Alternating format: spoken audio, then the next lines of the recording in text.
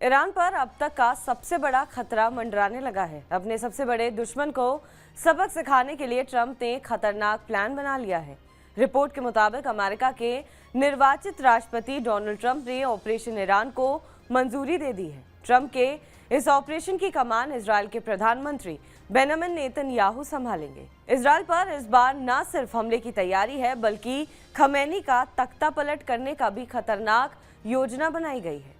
Trump ने चुनाव में वादा किया था कि वो मिडिल ईस्ट में जंग खत्म करवा देंगे, मगर इजरायल किसी भी कीमत पर जंग रोकने को तैयार नहीं है।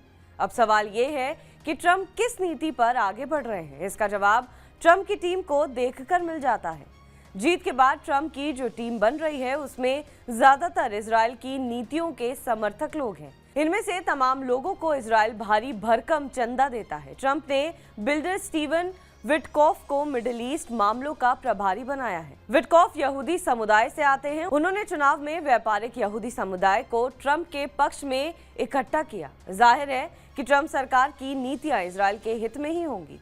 दूसरी ओर बेंजामिन नेतन्याहू ने ईरान में तख्ता पलट करने की कोशिशें शुरू कर दी है। इसके लिए नेतन्याहू ईरान के लोगों को खमेनी हुकूमत के खिलाफ भड़काना शुरू कर दिया है।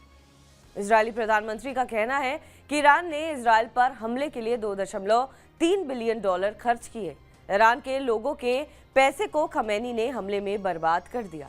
ईरान के मिसाइल हमले में इजरायल को बहुत कम नुकसान हुआ है। ये जो $1 बिलियन बर्बाद हुए हैं, ये आपकी बेहतरी पर खर्च हो सकते थे। खमेनी हुकूमत को अपनी जनता की परवाह नहीं है। बेंजामिन नेतन्याहू ने ईरानी लोगों के नाम संदेश जारी किया है, जिसमें कहा गया है कि खमेनी हुकूमत को अपनी जनता की परवाह नहीं है। खमेनी हुकूमत को ईरान की चिंता नहीं है। उनके सिर पर इजरायल पर हमले का भूत सवार है। ये बहुत शर्मनाक बात है। ईरान ने अगर इजरायल पर एक और हमला किया तो उसकी अर्थव्यवस्था अपने आप ध्वस्त हो जाएगी। माना जा रहा है कि नेतन्याहू ने ये संदेश इसलिए जारी किया है ताकि ईरानी जनता को खमेनी हुकूमत के खिलाफ भड़काया जा सके। ईरानी जनता भड़केगी, बागी होगी तो खमेनी हुकूमत की विदाई आसान हो जाएगी। ईरान में विद्रोह भड़काने के लिए इजरायल अब ईरान में ऐसे संयंत्रों और ठिकानों पर हमले की तैयारी में है, जिससे जनता को सीधे तौर पर परेशानी हो और लोग सरकार से नाराज हो। गैस फील्ड की तबाही हुई तो ईरान की अर्थव्यवस्था ध्वस्त हो जाएगी।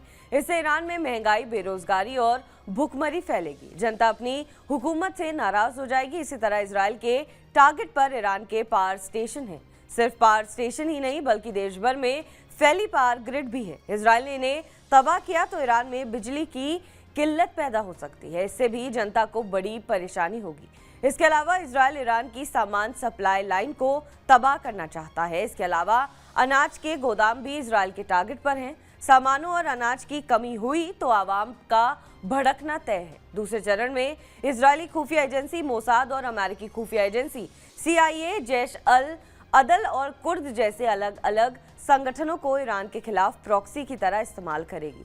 ठीक उसी तरह जैसे ईरान हमास, हिजबुल्ला और हौती को इजरायल और अमेरिका के खिलाफ इस्तेमाल करता है। पहलवी को ईरान की कमान सौंपने की योजना।